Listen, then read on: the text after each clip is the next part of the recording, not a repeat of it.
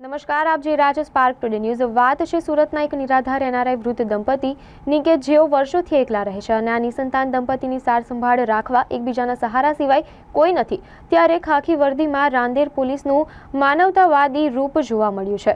Rander police staff નિરાધાર દંપતી હેમંતીબેન અને રાજેન્દ્રભાઈ નાયકની વારે આવીને તેમના આરોગ્ય અને ભોજનની કાળજી લઈ રહ્યા છે. પોલીસની સી ટીમ દ્વારા પણ નિયમિતપણે દંપતીના ઘરની મુલાકાત લઈને તબિયતની સાર સંભાળ લેવામાં આવે છે.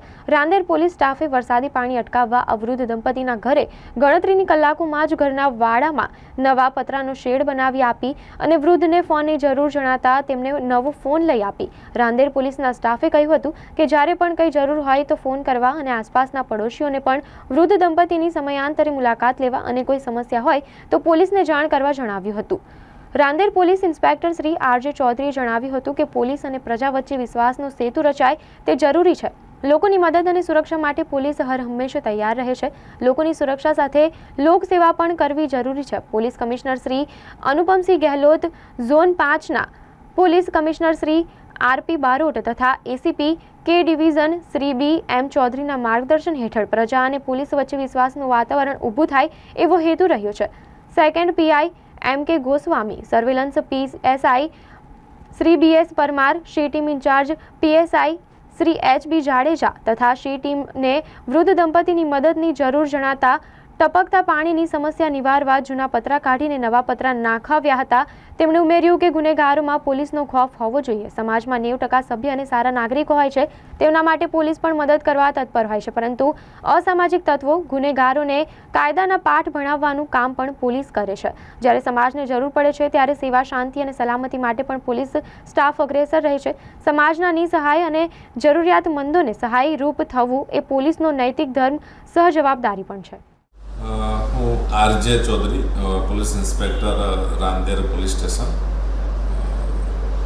રાંદેર પોલીસ સ્ટેશનની હદમાં રિસેન્ટલી હું જોડાયેલ છું અને સુરત પોલીસ કમિશનર શ્રી અનુપમસિંહ ગેહલોત સાહેબ, અમારા સેક્ટર અધિક પોલીસ કમિશનર શ્રી ડામોર સાહેબ, ડીસીપી શ્રી બારોટ સાહેબ અને એસીપી ચૌધરી સાહેબ, અમારા સિનિયર અધિકારીઓની અવારનવાર અમને શિખામણ હોય છે કે આપણી પોલીસની જે રૂટીન જોબ છે, કાયદો અને વ્યવસ્થાની જાળવણીની, ડિટેક્શનની, એની સાથે સાથે થોડી માનવીય અભિગમ રાખીને પ્રજાને પોલીસમાં વિશ્વાસ ઊભો થાય, પ્રજા પોલીસ સાથે જોડાય અને સારી એક રેપો ક્રિએટ થાય પોલીસ પબ્લિક વચ્ચે, એવી કામગીરી કરવાનું કહેતા હોય છે.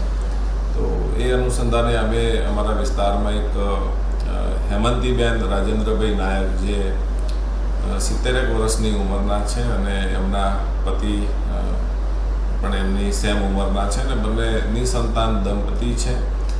આ જે હેમંતીબેન છે એમનો જન્મ આફ્રિકામાં જામ્બિયામાં થયેલો હતો. ત્યારબાદ એમને પિતાની છત્રછાયા ગુમાવી દેતા અને એમના કોઈ પછી સંબંધી ન રહેતા એ અહીંયા સ્થાયી થયેલા છે. રાજેન્દ્રભાઈ સાથે એમના લગ્ન જીવનથી જોડાયેલા છે, પરંતુ કોઈ સંતાન પ્રાપ્તિ થયેલી નથી. હાલમાં અહીં રાંદેર વિસ્તારમાં મેરુલક્ષ્મી એપાર્ટમેન્ટમાં રહે છે, નીચેના ભાગે. પતિ પણ એમના બીમારી સબબ એમની ટ્રીટમેન્ટ ચાલી રહી છે અને એકદમ નિસહાય જેવા છે. તો અમારી સી ટીમની બહેનો પણ અવારનવાર મુલાકાત લેતી હોય છે નાની મોટી તકલીફ વાતે.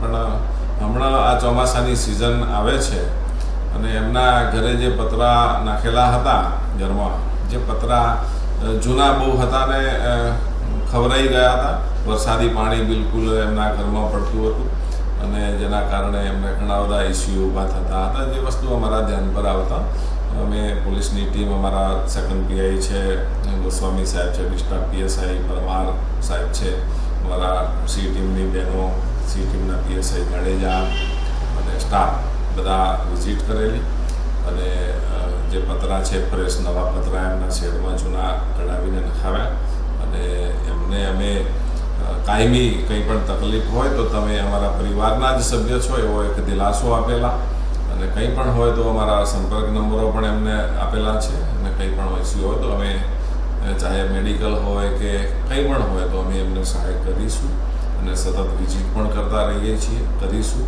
અને ત્યાં આગળ જે સોસાયટીમાં આજુબાજુવાળાને પણ કીધેલું છે કે ભાઈ કંઈ એમને ઇમરજન્સી હોય તો અમને તાત્કાલિક જાણ કરે.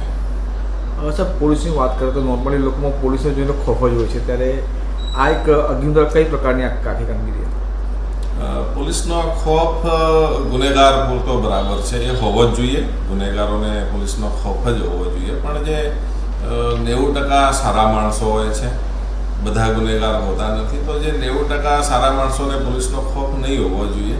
અને જે આવો ખોફ ના પેદા થાય અને સારા માણસોને પોલીસ મિત્ર જેવી લાગે, એના માટે કરીને આ અમારા સિનિયર અધિકારીશ્રીઓની પ્રેરણા અમને હોય છે કે આવા સારા કાર્યો જે કંઈ ધ્યાનમાં આવે, કંઈ માનવીય અભિગમ જે કંઈ કરવા જેવું જણાય તો એ આપણે કરવું જોઈએ, અને જે અનુસંધાને અમે કરતા હોઈએ છીએ.